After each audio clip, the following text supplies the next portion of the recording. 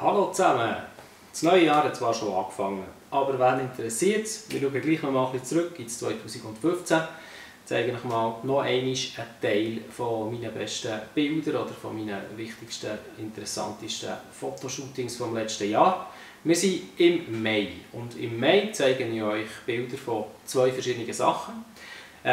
Im Teil 1 seht ihr noch mal ein paar Fotos von der Grimsel-Session.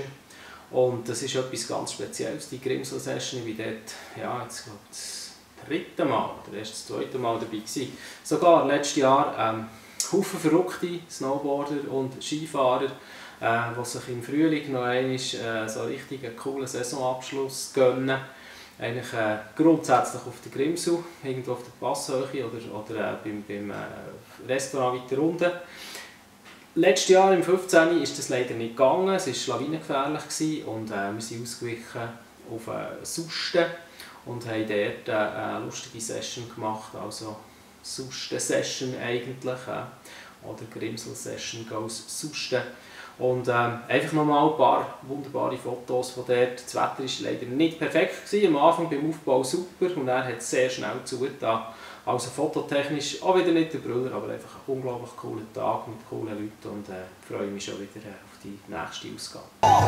Fantastisch! Drüber, ein Back, noch ein Back.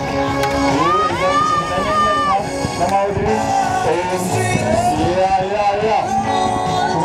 Und ja. Schön! Teil 2 vom Mai, das ist schon jetzt sehr frühlingshaft. Das war ein sehr spontanes Fotoshooting. Meine Tochter und eine Freundin von ihr und mein Sohn waren da dabei. Freunde von uns, die Hühner haben selber. Und wir haben wirklich völlig spontan entschieden, hey, wir könnten doch mal mit diesen Hühnern Fotos machen. Und ich bin schnell heim, meine Kamera holen. Und ja, das, was ihr hier seht, ist dabei entstanden. Ein wunderschöner Frühlingstag. Kids, die unglaublich Freude hatten mit diesen Hühnern zusammen. Die Hühner haben übrigens sensationell gut mitgemacht und ja, es sind ein paar wunderschöne Bilder entstanden. Eigentlich sehr kurz, keine Blitze, nichts, natürliches Licht. Für diese Fotos habe ich einen grossen Aufhauer gebraucht. Das ist alles und sonst wirklich einfach natürliches, wunderschönes Frühlingslicht, das wir hier hatten. Ein paar Hühner, die sehr gut mitgemacht haben und Kids, die Spass hatten. Es ist mein Tipp auch noch, wenn ihr Fotos macht mit Kindern, die sich nicht gewohnt sind vor der Kamera, das ist ja bei den meisten so, meine Kinder sind zwar schon ziemlich gewohnt, aber sie machen es nicht so gerne, sie müssen herhaben und sind einfach verkrampft.